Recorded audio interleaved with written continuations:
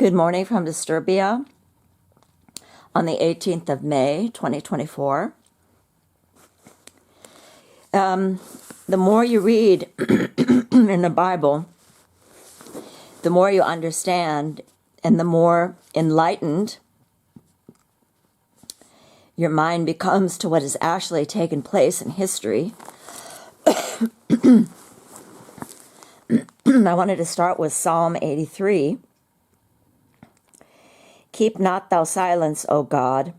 Hold not thy peace, and be not still, O God. For lo, thine enemies make a tumult, and they that hate thee have lifted up the head. Interesting, because with Esau it was the heel, and this time it is the head. Why did they lift up their head? In order to strike.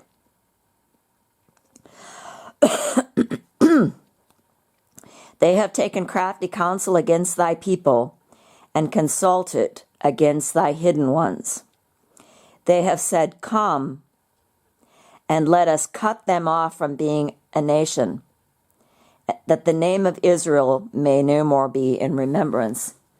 This is what's been going on for thousands of years, ever since Jacob retained the birthright and the blessing, first from Esau and then from their father Jacob. If you go to Jeremiah 48:2, I have that highlighted, so I'm going to read that.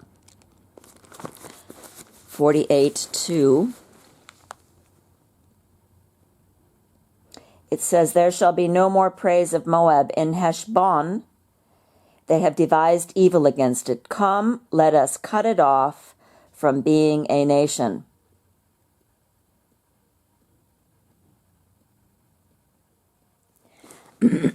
So let's go back to Psalm 83. Come, let us cut them off from being a nation, that the name of Israel may no more be in remembrance. For they have consulted together with one consent. They are confederate against thee. A confederacy is a conspiracy. The tabernacles of Edom, Esau, and the Ishmaelites,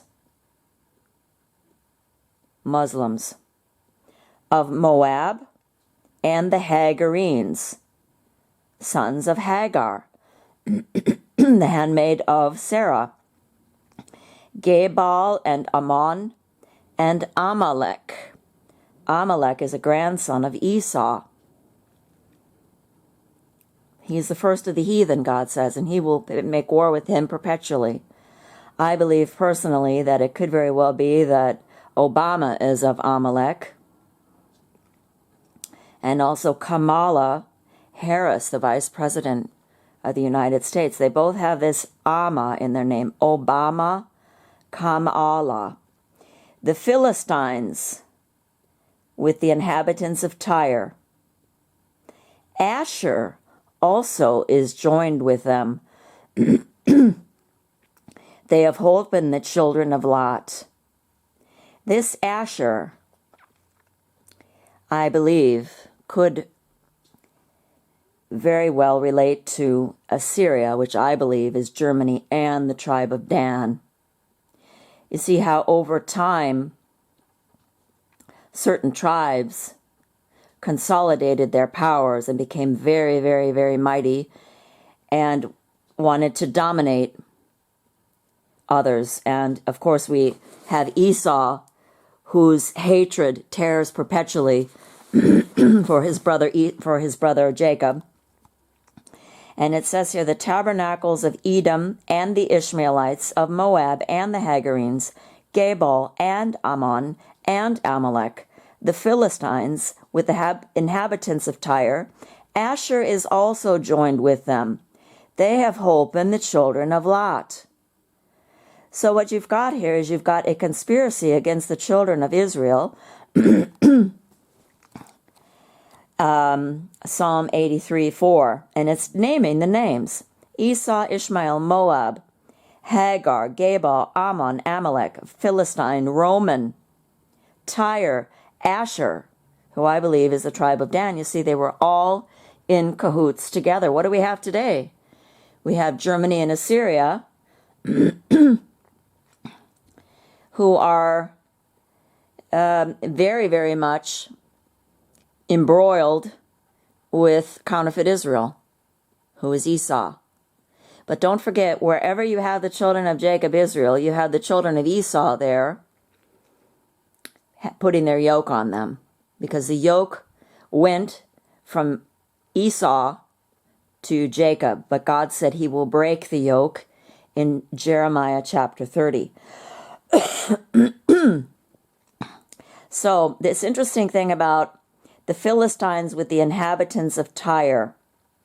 If we go to, for example, Amos chapter 1, it's really interesting how God works because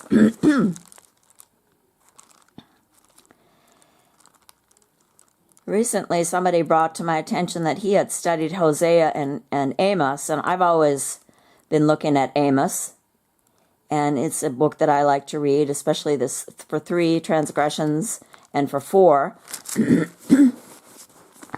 And I wound up in Habakkuk, and this started me on this little study here of the conspiracy and the confederacy of Esau with the Philistines and the tribe of Dan, who is called Asher, Assyria. Amos chapter 1. Let's start at 6. Thus saith the Lord, for 3 transgression of Gaza, and for 4, I will not turn away the punishment thereof. Now, this Gaza, I believe, is referring to Philistines. And this is the exact issue that has been inflaming these last couple of months between Gaza and counterfeit Israel, Mystery Babylon. So you see, these conflicts never cease. Esau actually wants to have dominion over the whole world, and he's going about it with gusto. Now, if we take a look at 2 Chronicles, oh my goodness, chapter 28, it says, starting with 16, at that time did King Amos send unto him kings of Assyria to help him. King Ahaz was a king of Judah. For again the Edomites had come and smitten Judah and carried away captives. Who was it that was carrying away the captives of Judah? Esau. Esau was. And then it says here, the Philistines also had invaded the cities of the low country and of the south of Judah. Now, what is in the south of Judah? Gaza. So all I'm really trying to say is you have the Edomites here taking away captives of Judah and the Philistines also invading. So you have this Philistine, Roman, Edomite connection. Many, many years, decades, hundreds of years before the Messiah manifested. At which time you had Esau, the tetrarch of Israel and Judah, and of course Edom. Esau had his own land that God gave him, and it was called Edom. It was a large land. And then you had the Philistines, who were the lackeys of Esau. And then you have Esau saying, come, let us be confederate against Israel, in Psalm 83, that he should no more be a people. Let us wipe out the children of Jacob, Israel. And this is also what we had in World War I, World War II. So now let us go to Amos again. chapter 1, verse 6. Thus saith the Lord, for 3 transgressions of Gaza and for 4, I will not turn away the punishment thereof, because they carried away captive the whole captivity, to deliver them up to Edom, who is Esau. But I will send a fire on the wall of Gaza, which shall devour the palaces thereof. I will cut off the inhabitant from Ashdod, and him that holdeth the scepter from Ashkelon. Ashkelon was also Philistine territory. I will turn my hand against Ekron, also Philistinian, and the remnant of the Philistines shall perish, saith the Lord God. Now remember, the Philistines were the Romans who went after the children of Jacob Israel in Assyrian captivity, which is Germany. There will be people that rebel against this truth because they read it in a history book somewhere or another that the Hebrew children went over the Caucasus Mountains. That's why they're called Caucasians. They may very well have gone over the Caucasus Mountains. I don't know. I doubt that, though, very highly. Why go over the mountains when you can go over sea and land? Much easier. The children of Jacob Israel are not Indo-Europeans. You see, they're always trying to mix the children, the Hebrew children, with people of a different kind of blood, a different kind of a nature. God said, do not mix your seed. And the true Hebrew children of Israel did not. And these children of Jacob Israel, who were taken into the Israelites, there are Israelites and then there are children of Judah, 2 different people. When the Israelites were taken into Assyrian captivity,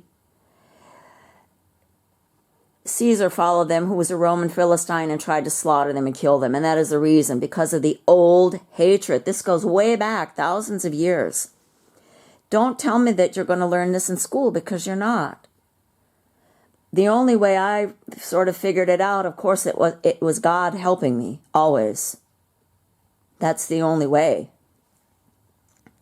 Because at university, I was learning German, and I had to take, because I wanted to get a master's degree here in German, which they called at the time, I don't even know what, Magister, I think it was.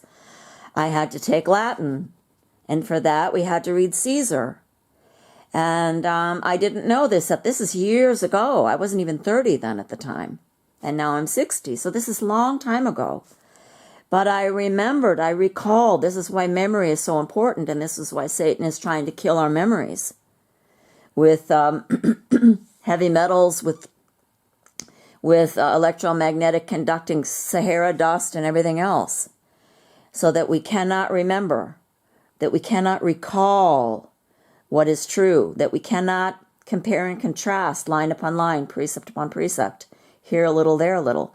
But anyway, that's how I remember. And I know that in the Bible it says for a fact, in Isaiah 60 and Jeremiah 46:16, that God supernaturally called a remnant of the children of Jacob Israel, the Israelites who were in Assyrian captivity, back down to Israel, to the land of their nativity, to meet the Messiah. In fact, Mary and Joseph were probably of that number who were Israelites in captivity.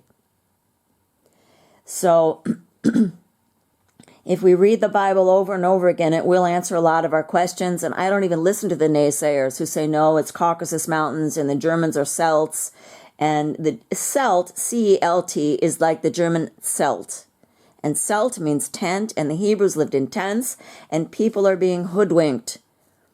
And the main thing, and the most important thing you can do is read the Bible to understand it. Here a little, there a little, but you've got to go through the whole thing several times in order to get it. And listen as much as you can to other people. However, a lot of them are telling lies, but the more you know, the more you can refute their lies. But it's always very helpful to look in comment sections of videos. There you can get a lot of information also. So we're on Amos 1:9. Thus saith the Lord, for 3 transgressions of Tyrus, and for 4, I will not turn away the punishment thereof, because they have delivered up the whole captivity to Edom, and remembered not the brotherly covenant. Jacob and Esau are brothers. But I will send a fire on the wall of Tyrus, and shall devour the palaces thereof. So if you look at it, it says Gaza delivered up the whole captivity of Judah to Esau, and Tyre delivered up the whole captivity of Judah to Esau. So that means in the south you had Gaza, and in the north of Israel you had Tyre, which is on the coast in the north, vis-a-vis, more or less, Dan, where they put one of the golden calves. They put one in Beersheba, and they put one in Dan. So you have these people in the north and the people in the south driving the children of Judah, the whole captivity up to Esau. Okay? They say that Judah went into Babylonian captivity, but who was Babylon? Why do they call it the Babylonian Talmud if it's really Edomite? Is Babylon a synonym for Edom, Esau? Could very well be. And this is why they made up that myth about Khazariah. Oh, it's not Esau's fault. He was told that he needed to choose from 3 religions. Esau was a liar from the beginning. He was kicking his brother Jacob in the womb, and God told Rebekah that is why Jacob would get the birthright. There are 2 manner of people. One is godly and the other one is satanic. Amos 1:11, thus saith the Lord, for 3 transgressions of Edom, and for 4, I will not turn away the punishment thereof, because he did pursue his brother with a sword, did cast off all pity, and his anger did tear perpetually, and he kept his wrath forever. So much for Esau having disappeared from the annals of history. Esau is very much alive, even though he's dead, and counterfeiting Israel. And the whole world follows after the beast. They're really cracking down here in Disturbia on anti-Semitism. I mean, if you think about it, these people of Esau, they hate God, they hate Christ. And the people who defend them hate God and hate Christ. So you're automatically, by default, if you love God and follow his commandments, are going to be called an anti-Semite. Esau is not Semitic. And this is the irony of the thing. It's all twisted. But I will send a fire upon the Taman, which shall devour the palaces of Bozrah. If you take a look at Isaiah 63, you will see the punishment of Bozrah. Now, if you read the chapter of Obadiah, it's very interesting. It's all about Esau and all about how he, in the day of Judah's calamity, was instrumental in taking up the whole captivity. But according to Amos, the captivity was taken up and given over to Esau. You see, and probably it was Esau who told Judah, either you become a bad fig like we are, or you're going to be sold off to Greece. Because if you read Joel 3:6, it says the captivity of Judah was sold up to Greece, but there was a remnant of Judah that was left over that probably did acquiesce and succumb to the threats of Esau so that they could I don't know for sure. We will know one day. But we know that the Greek people who came down in John chapter 12, starting at verse 20, I believe, these were the children of Judah who did not sell out to Esau, who were sold to Greece. That's why that's why Paul talks about the Jew and the Greek all the time. You see, Paul mixes it all up.